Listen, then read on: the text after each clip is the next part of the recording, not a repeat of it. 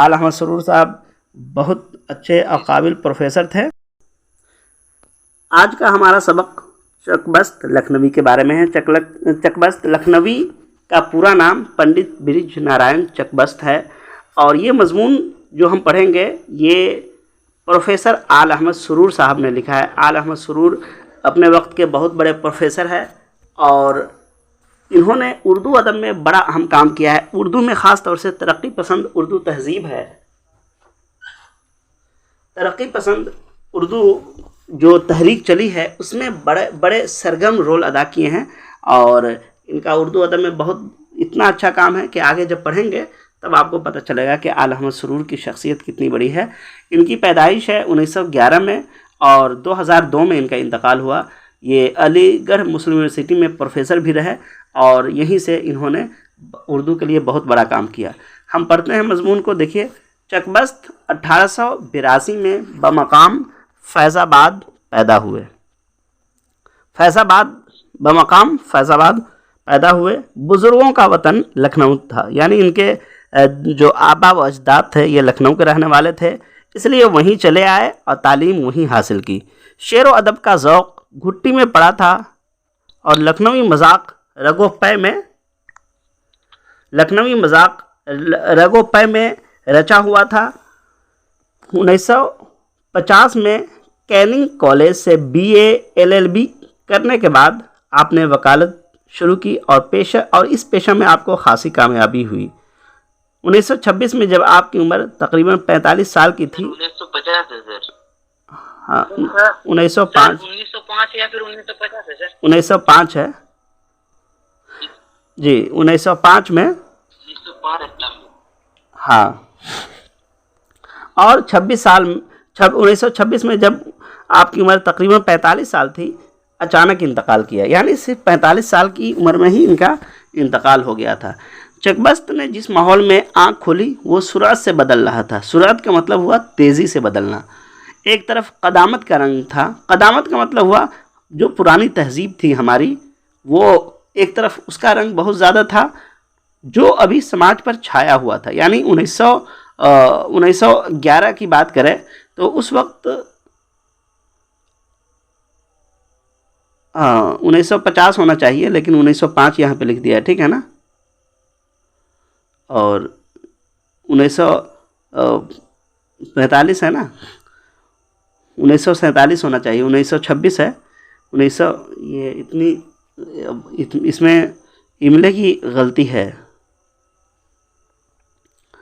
اس ماحول میں جو ابھی سماج پر چھایا ہوا تھا، دوسری طرف نئی تہذیب کی بڑھتی اور چڑھتی ہوئی روشنی تھی جو آہستہ آہستہ اپنا اثر جما رہی تھی۔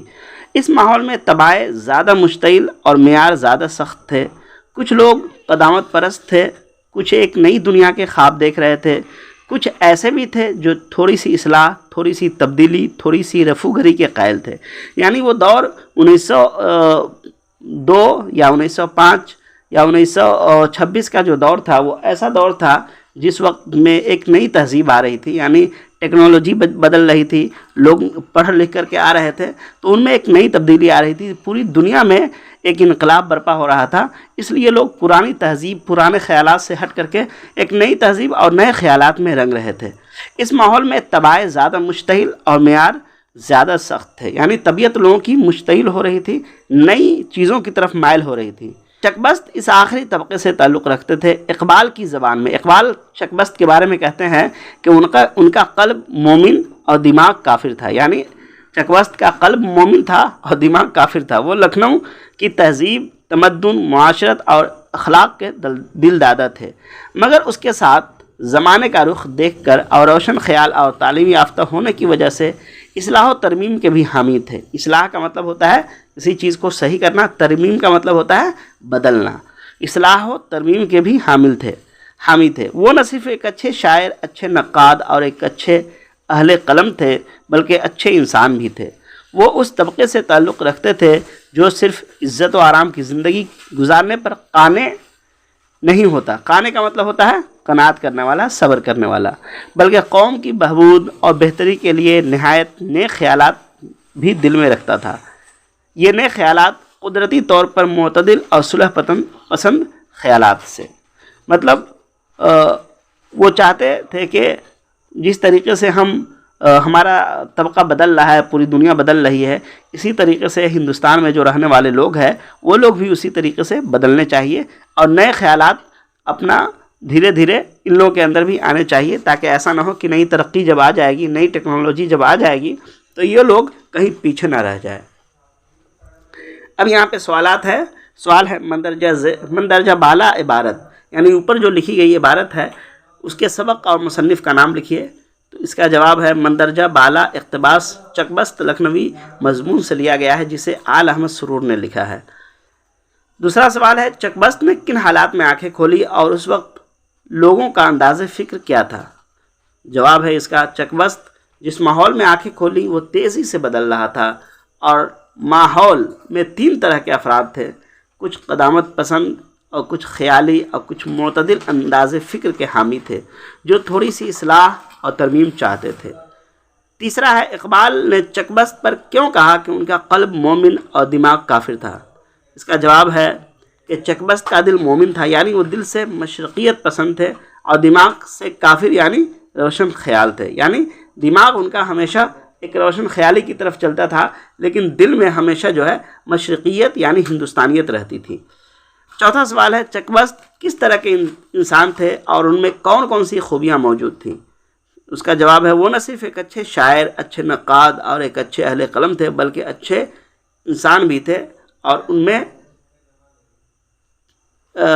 میں قدرتی طور پر معتدل اور صلح پسند خیال تھے۔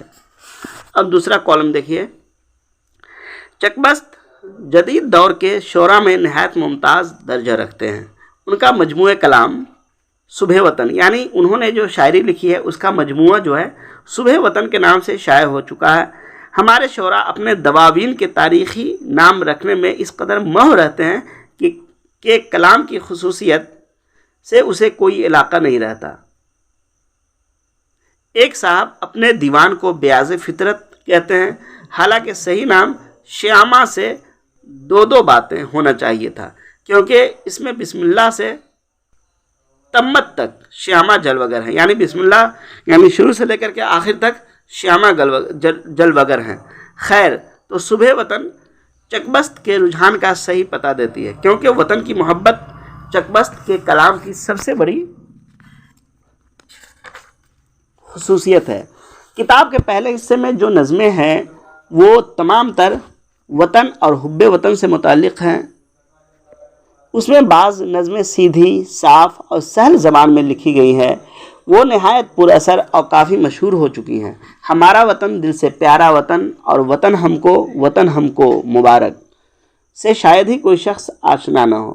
مطلب ہمارا وطن دل سے پیارا وطن، یہ بہت زیادہ یہ مشہور ہو چکی ہے، اور تقریباً ہندوستان کے جتنے بھی اردو کے سلیبس ہے، ہر ایک سلیبس میں، ہر ایک کورس میں اس کو داخل کیا گیا ہے۔ ایک دوسری نظم ہے خاک ہند، یہ چکبست کی نظم ہے۔ خاک ہند میں ہندوستان کی قدیم عظمت اور اس کے مشاہیر کا ذکر کس محبت سے کرتے ہیں؟ یہ شعر ہے، دیوار ادھر سے اب تک ان کا اثر آیا ہے، اپنی رگوں میں اب تک ان کا لہو رواں ہے، اب تک اثر میں ڈوبی ناقوس کی فغاں ہے، فردوس گوش اب تک کیفیت ازاں ہے، کشمیر سے آیا ہے جنت کا رنگ اب تک شوکت سے بہہ رہا ہے دریائے گنگ اب تک۔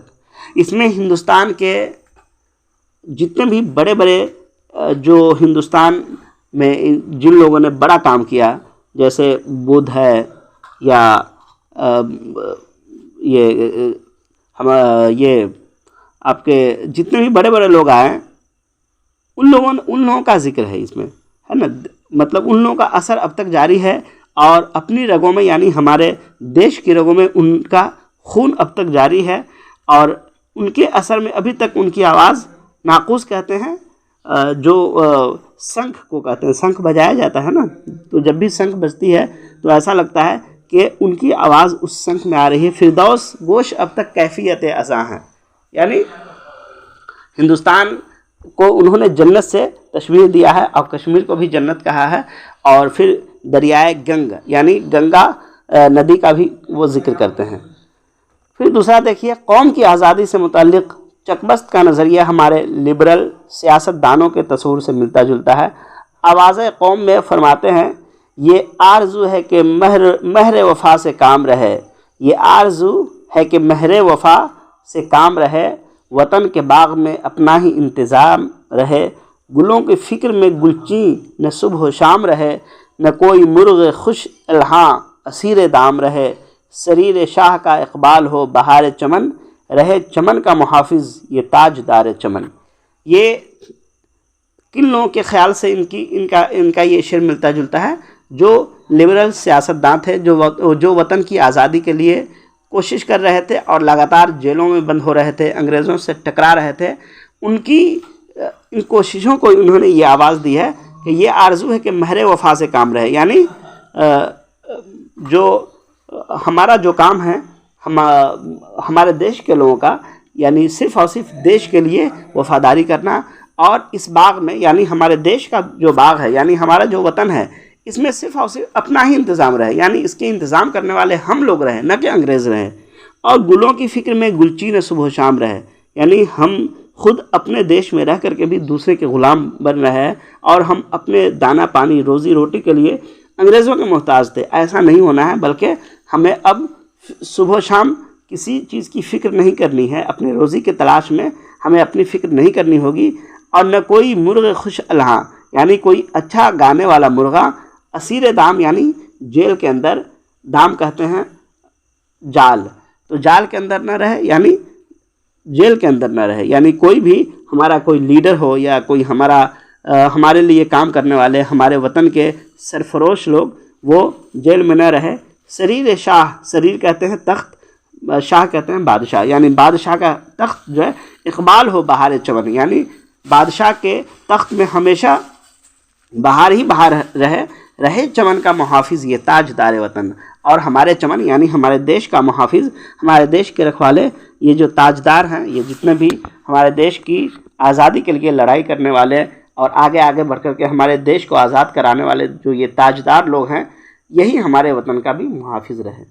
پھر آگے کہتے ہیں، ہندوستانی سپاہیوں کی فوج دولت برطانیہ کی جانب سے، دولت برطانیہ یعنی برطانوی حکومت کی جانب سے یورپ کی جنگ میں شرکت کے لیے جاتی ہے۔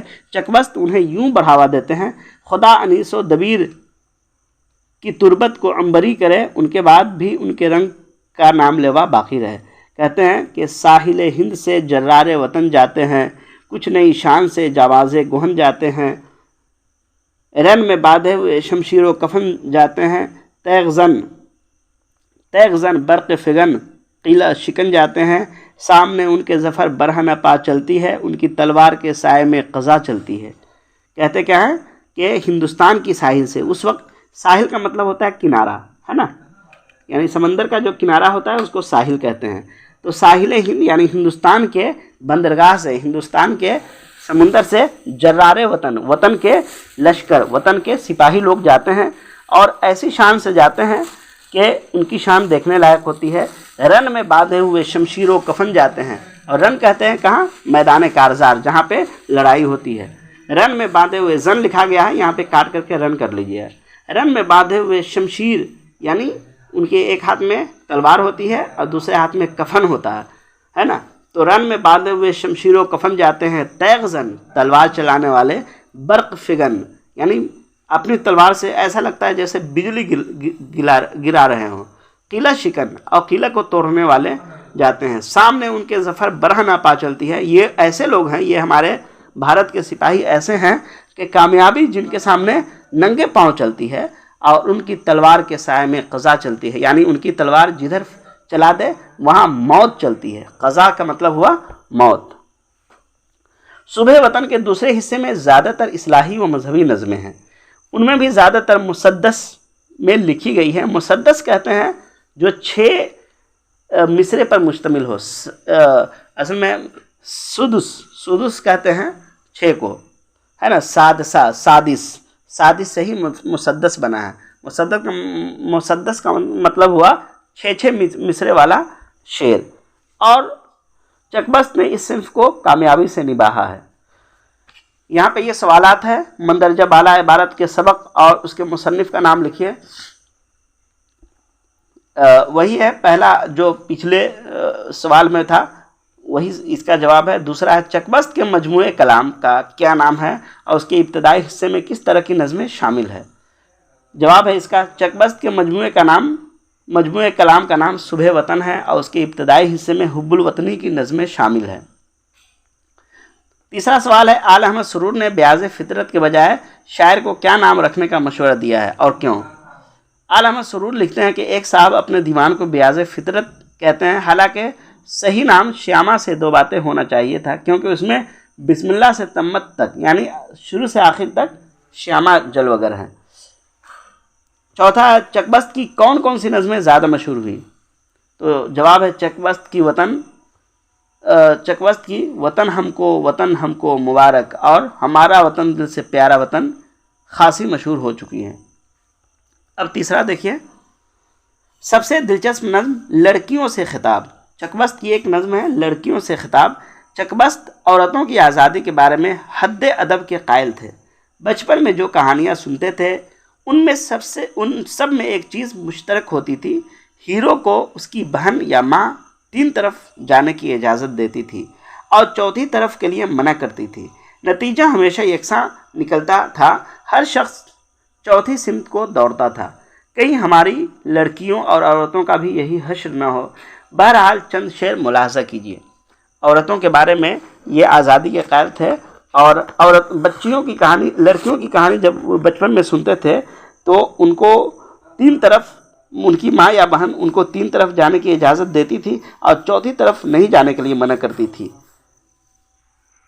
اب یہ دیکھتے ہیں، روش خام پہ مردوں کی نہ جانا ہرگز، ہے نا، یہ نصیحت دیتے ہیں کہ روش کہتے ہیں چال چلن اور خام کہتے ہیں جو کچا ہوتا ہے اس کو خام کہتے ہیں۔ مردوں کے کچے چال چلن پہ ہرگز نہ جانا، روش خام پہ مردوں کی نہ جانا ہرگز، داغ تعلیم میں اپنی نہ لگانا ہرگز، یعنی اپنی تعلیم میں بالکل داغ نہ آنے دینا ہے اور مردوں کے کچے چالوں پر، کچی عادتوں پر بالکل نہیں جانا ہے۔ رنگ ہے جن میں مگر بوئے وفا کچھ بھی نہیں، ایسے پھولوں سے نہ گھر اپنا سجانا ہرگز، رخ سے پردے کو ہٹایا تو بہت خوب کیا، پردے شرم کو دل سے نہ اٹھانا ہرگز، دل تمہارا ہے وفاؤں کی پرستش کے لیے، اس محبت کے شوالے کو نہ ڈھانا ہرگز، اپنے بچوں کی خبر قوم کے مردوں کو نہیں، یہ ہے معصوم انہیں بھول نہ جانا ہرگز، ہم تمہیں بھول گئے اس کی سزا پاتے ہیں، تم ذرا اپنے تئیں بھول نہ جانا ہرگز۔ یہ چکبست نے عورتوں کو نصیحت کیا ہے کہ تمہارا جو دل ہے نا وفاؤں کی پوجا کے لیے ہے، یعنی تمہارے دل میں ایک وفا ہونی چاہیے، ایک سے وفا ہونی چاہیے، اس لیے اس وفا کو، اس محبت کے شوالے کو، اس محبت کی مندر کو بالکل ڈھانا نہیں، کئی ایک کے ساتھ دل لگا کر کے بالکل نہیں ڈھانا۔ اور رخ سے پردے کو ہٹائے، یعنی اگر تم کالج جاتی ہو، اسکول جاتی ہو اور پردے کو ہٹایا ہے تو کوئی بات نہیں ہے، اچھا کیا ہے، لیکن شرم کے پردے کو دل سے بالکل نہیں ہٹانا۔ رنگ ہے جن میں مگر بوئے وفا کچھ بھی نہیں، ہے نا، رنگ ہے جن میں، پھولوں کا تو رنگ ہے لیکن بوئے وفا جس میں وفا کی کوئی خوشبو نہیں آتی ہے، ایسے پھولوں سے نہ گھر اپنا سجانا ہرگز، یعنی ایسے لوگوں کو بالکل اپنے گھر میں نہیں لانا، ایسے لوگوں سے دل نہیں لگانا جن میں رنگ ہے، یعنی جو مرد تو ہیں لیکن اس میں مردوں جیسی صورت نہیں، ان میں وفاداری نہیں ہے، ایسے لوگوں سے بالکل تم دل نہیں لگانا۔ یہ ساری چیزیں یہ جو نصیحت کرتے ہیں یہ عورتوں کی آزادی کی بات بھی کرتے ہیں اور عورتوں کو ایک حد میں رہنے کی بھی بات کرتے ہیں۔ کسی زبان کی شاعری صرف غنائیات یعنی گیتوں اور غزلوں سے مالا مال نہیں ہوتی، اس میں قدیم مذہبی اور نیم مذہبی داستانوں کی بھی ضرورت ہوتی ہے۔ بڑے افسوس کی بات ہے کہ رامائن اور مہا بھارت کی داستانیں ابھی اردو میں صرف تبرک کے طور پر ملتی ہیں۔ چکبست نے رامائن کا ایک سین کھینچا ہے جس کو پڑھ کر ان کی اس صنف میں قادر الکلامی معلوم ہوتی ہے۔ اس کام کے لیے نہایت موزوں تھے۔ ماں کے دل کا اضطراب اور رام چندر جی کے بنواس پر پریشانی کا حال یوں بیان کرتے ہیں۔ چکبست نے ایک نظم لکھا ہے رامائن کا ایک سین، اس میں رام جی کے بارے میں، رام چندر جی کے بارے میں انہوں نے اور ان کی ماں کے بارے میں ان کا جو پورا ایک نظریہ جو تھا وہ پورا انہوں نے شعر کی شکل میں بیان کیا ہے. ان کا کچھ شعر ہے, دیکھیے گا. ایسے بھی نامراد بہت آئیں گے نظر, گھر جن کے بے چراغ رہے آہ عمر بھر. رہتا میرا بھی نخل تمنا جو بے ثمر, یہ جائے صبر تھی کہ دعا میں نہیں اثر. لیکن یہاں تو بن کے مقدر بگڑ گیا, پھل پھول لا کے باغ تمنا اجڑ گیا. یعنی جب رام چندر جی بنواس گئے تو ان کی ماں کا جو درد تھا, ان کے ماں کے دل میں جو ایک کرب تھا, جو تکلیف تھی, وہ تکلیف کہتے ہیں کہ میرا بیٹا اب جب مجھ سے دور چلا گیا ہے تو یہ میرے لیے بہت زیادہ تکلیف کی بات ہے. اب یہ جائے صبر, اب میں صبر کروں یا دعا کروں, مجھے کچھ بھی سمجھ میں نہیں آ رہا ہے. میرا مقدر بگڑ گیا اور پھل پھول لا کے باغ تمنا اجڑ گیا. یعنی میرے آنگن میں بیٹا آ کر کے بھی میرا پورا جو میرا گھر کا چمن تھا, میرے گھر کا باغ تھا, وہ سب اجڑ گیا, چونکہ رام چندر جی بنواس کے لیے اپنے گھر کو چھوڑ کر جا چکے تھے. یہ اس وقت ان کی ماں کا یہ حال تھا. تیسرے حصے میں بیشتر مراثی ہے. یہ مرثیے صرف غم کی داستان نہیں ہیں, ان میں چکبست نے سیرت نگاری کے فرائض بڑی خوبی سے انجام دیے ہیں. گوکھلے اور تلک کے گرد صرف آنسوں کا سیلاب ہی نہیں, یہ زندہ اور تابندہ بھی نظر آتے ہیں. اس طرح نظمیں صرف وقتی نہیں رہتی بلکہ لازوال ہوتی ہیں. ایک رہنمائے قوم کے ماتم میں لکھتے ہیں, ایک بڑے لیڈر جب انتقال کر گئے تو ان کے لیے انہوں نے ایک ماتم لکھا, ایک مرثیہ لکھا. کہتے ہیں وطن کو تو نے سنوارا کس آب و تاب کے ساتھ, سحر کا نور بڑھے جیسے آفتاب کے ساتھ, چنے رفاہ کے گل حسن انتخاب کے ساتھ, شباب قوم کا چمکا تیرے شباب کے ساتھ, جو آج نشو و نما کا نیا زمانہ ہے, یہ انقلاب تیری عمر کا فسانہ ہے. یعنی وہ لکھتے ہیں کہ وطن کو تم نے کس آب و تاب, کس چمک دمک کے ساتھ تو نے سنوارا ہے, اور سحر کا تیرے آفتاب کے ساتھ ساتھ, یعنی جیسے جیسے تو چمکا ہے ویسے ویسے ہی ہمارے دیش کی صبح کا اجالا پھیلا ہے. اور تو نے پورے دیش میں کس طریقے سے ایک عام آدمی کی بھلائی کے لیے کام کیا ہے, اور شباب قوم کا چمکا, اور جیسے جیسے تو تیرا شباب, یعنی جیسے جیسے تیری محنت آگے بڑھی, تیرا شباب چمکا, ایسے ہی قوم کا بھی شباب چمکا. یہ جو آج جو جس دور میں ہم جی رہے ہیں نا, یہ انقلاب تیری عمر کا فسانہ ہے. یہ یعنی یہ انقلاب جو لایا ہوا ہے نا, یہ تیری وجہ سے انقلاب ہے جس میں ہم لوگ جی رہے ہیں. چکبست کی غزلوں میں ان کا پیامی رنگ جھلکتا ہے. پیامی کا مطلب ہوتا ہے پیغام دینے والا ایک رنگ ہے. بعض تنگ نظر ممکن نہیں انہیں غزل کے حدود سے خارج کر دیں, کیونکہ انہیں مشکل سے کوئی شعر معاملہ بندی اور زلف گرہ گیر کی مدح میں ملے گا. ہاں, بادہ و ساغر اور دشنہ و خنجر قسم کے بہت سے شعر نظر آئیں گے. یعنی معاملہ بندی اور زلف گیری. چکبست جب غزل لکھتے ہیں تو غزل میں وہ محبوب کی بات نہیں کرتے ہیں, محبوب کے زلف کی بات نہیں کرتے ہیں, محبوب کے لب و رخسار کی بات نہیں کرتے ہیں, بلکہ وہ کبھی شراب کی بات کرتے ہیں, کبھی ساغر کی بات کرتے ہیں, کبھی خنجر کی بات کرتے ہیں, کبھی گالی کی طرح. دشنا کا مطلب ہوتا ہے دشنام ترازی, غالی. اس طرح کے شعر کچھ نظر آئیں گے, لیکن اس میں بھی ایک پیامی رنگ جھلکتا ہے ان کا. یہ دیکھیے, فنا نہیں ہے محبت کے رنگ و بو کے لیے, بہار عالم فانی رہے نہ رہے. یعنی محبت جو ہوتی ہے وہ کبھی فنا نہیں ہوتی, وہ کبھی محبت پوری دنیا تک باقی رہے گی, اور محبت کا جو رنگ ہے یہ کبھی ختم نہیں ہوگا. بہار عالم فانی, یعنی اس فانی دنیا کی خوشیاں, فانی دنیا کا بہار یہ رہے نہ رہے, لیکن محبت کا رنگ کبھی فنا نہیں ہوگا. دوسرا شعر ہے, جنون حب وطن کا مزہ شباب میں ہے, لہو میں پھر یہ روانی رہے نہ رہے. جنون حب وطن کا جو جنون ہے, یعنی وطن کی محبت کا جنون کب ہوتا ہے؟ شباب میں ہوتا ہے. یعنی جب آپ بالکل جوان ہے نا, تب جا کر کے آپ کے اندر وطن کی جو محبت ہے اس کا مزہ اس وقت آئے گا, ہے نا. لہو میں پھر یہ روانی, کیونکہ جب بوڑھے ہو جائیں گے تو آپ کی لہو میں یہ روانی, یہ کیفیت, یہ دورانیہ, یہ رہے نہ رہے, اس کا کوئی ٹھیک نہیں ہے. اب آئیے سوالات ہیں یہاں. پہلا سوال تو وہی ہے, اس کا جواب بھی وہی ہے, مندرجہ بالا عبارت کے سبق اور اس کے مصنف کا نام لکھیے. دوسرا سوال ہے, چکبست عورتوں کی آزادی کے بارے میں کس بات کے قائل تھے؟ اس کا جواب ہے کہ چکبست عورتوں کی آزادی کے بارے میں حد ادب کے قائل تھے. تیسرا سوال ہے رامائن کا سین پڑھ کر چکبست کی شاعری میں کیا پتہ چلتا ہے؟ جواب ہے رامائن کا سین پڑھ کر چکبست کی شاعری کی قادر کلامی کا پتہ چلتا ہے، وہ اس کام کے لیے نہایت موزوں تھے۔ چوتھا ہے چکبست کی غزلوں کی کیا خصوصیات ہیں؟ جواب ہے چکبست کی غزلوں میں ان کا پیامی رنگ جھلکتا ہے۔ بعض تنگ نظر ممکن ہے انہیں غزل کے حدود سے خارج کر دے کیونکہ انہیں مشکل سے کوئی شعر معاملہ بندی اور زلف گرہ گیر کی مدھ میں ملے گا۔ ہاں، بادہ و ساغر اور دشنا و خنجر کی قسم کے بہت سے شعر نظر آئیں گے۔ اب یہاں پہ ختم ہو گیا، یہاں پہ الفاظ و معنی ہے، اس کو یاد کرنا ہے۔ طبائع کیا ہے؟ طبائع کا مطلب ہوا طبع کی جمع ہے طبیعتیں، طبع کی جمع طبائع ہیں، اس کا مطلب ہے طبیعتیں۔ مشاہیر مشہور کی جمع ہے، اس کی جمع مشہور لوگوں کو مشاہیر کہتے ہیں۔ لبرل کا مطلب ہوا آزاد خیال، روادار۔ اقوال کا مطلب ہوا بلندی، برق فگن، بجلیاں گرانے والا۔ خم کا مطلب ہوتا ہے خم کا مطلب ہوا شراب کا مٹکا۔ توکل کا مطلب ہوا بھروسہ خدا پر، قناعت۔ رفع کا مطلب ہوا بھلائی۔ فرد عصیاں کا مطلب ہوا گناہوں کی فہرست۔ بسم اللہ سے تمت تک کا مطلب ہوا شروع سے اخیر تک۔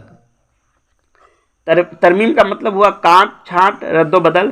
فغاں آہوزاری، اسیر دام جال میں پھنسا ہوا۔ جرار بہادر، قلعہ شکن مراد قلعہ فتح کرنے والا۔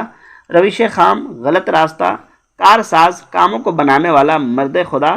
زلف گرہ گیر بل کھائی ہوئی یا الجھی ہوئی زلف۔ طفل شیرخوار دودھ پیتا بچہ۔ فردوس گوش کانوں کو خوشگوار یا اچھی لگنے والی آواز۔ بہبود کا مطلب ہوا بہتری بھلائی۔ عیاں کا مطلب ہوا ظاہر نمایاں۔ سری کا مطلب ہوا تخت۔ تیغ زن تلوار چلانے والا۔ ظفر فتح قادر الکلامی قدرت کلام۔ حذر سفر کی ضد قیام۔ گوہر کا مطلب ہوا آتش پرست مراد کافر۔ طبع رسا کا مطلب ہوا تیز ذہن۔ تربیت کا مطلب ہوا تربیت عنبری کرنا، تربیت کو عنبری کرنا۔ قبر کو عنبر سے خوشبو تربیت لکھ دیا۔ تربت کو عنبری کرنا کا مطلب ہوا قبر کو عنبر کی خوشبو دینا۔ لکھنے والا یہ خلاصہ ہے۔ آل احمد سرور نے چکبست پر ایک تنقیدی مضمون لکھا ہے۔ یہ پورا سبق جو ہے اس کا خلاصہ ہے۔ یہ مشقی سوالات ہے، یہ آپ لوگوں کو لکھ کر کے لانا ہے، ٹھیک ہے۔ چکبست نے جن ماحول میں آنکھ کھولی تھی وہ ماحول کیا تھا؟ دوسرا سوال ہے چکبست کے کلام کی سب سے بڑی خصوصیات کیا ہے؟ تیسرا کلام ہے اس مضمون میں شامل اشعار میں اقبال اور اصغر تینوں نے کس خیال کو پیش کیا ہے؟ تحریر کیجیے۔ چکبست کا ایک بند یوں ہے: نہ کوئی دوست دشمن ہو شریک درد و غم میرا، سلامت میری گردن پر رہے بار علم میرا۔ لکھا یہ داور محشر نے میری فرد عصیاں پر، یہ وہ بندہ ہے جس پر ناز کرتا ہے کرم میرا۔ اس شعر کو اقبال نے اس طرح پیش کیا ہے، یہ چکبست کا شعر ہے۔ اقبال نے کہا: موتی سمجھ کے شان کریمی نے چن لیے، قطرے جو تھے میرے عرق انفعال کے۔ اصغر گونوی ہے، اصغر نے بھی اس میدان میں پیچھے نہیں رہے، انہوں نے بھی ارشاد کیا ہے: سنا ہے حشر میں شان کرم بےتاب نکلے گی، لگا رکھا ہے سینے میں متاع ذوق عصیاں کو، جس کی قفس میں آنکھ کھلی ہو میری طرح، اس کے لیے چمن کی خزاں کیا بہار کیا ہے نا۔ اس میں چکبست لکھتے ہیں کہ چونکہ محشر میں سب سے زیادہ کرم اس پر ہوگا جو گنہگار ہوگا، اس لیے میں اپنے گناہوں کی فہرست جو ہے وہ اپنے گردن میں نے لگا رکھا ہے، تاکہ جیسے ہی خدا مجھے دیکھے گا کہ میرے گناہوں کی فہرست زیادہ ہے، تو سب سے پہلے جو کرم ہوگا خدا کا وہ میرے اوپر آئے گا۔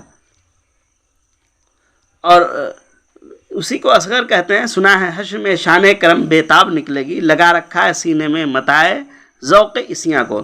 یعنی گناہوں کا جو ذوق ہے یہ اس کو پوجی سمجھ کر کے انہوں نے سینے سے لگا رکھا ہے، کیونکہ حشر میں جب بھی شان کرم نکلے گی تو سب سے پہلے گنہگار کی بخشش ہوگی اور اس کے بعد جا کر کے گنہگاروں کو جنت میں داخل کیا جائے گا۔ تو یہ شعر کہنے کا ایک انداز ہے۔ مسدس کسے کہتے ہیں؟ یہ چوتھا سوال ہے۔ اب اس کے بعد عملی سرگرمیاں ہیں، اس کو دیکھ لینا ہے۔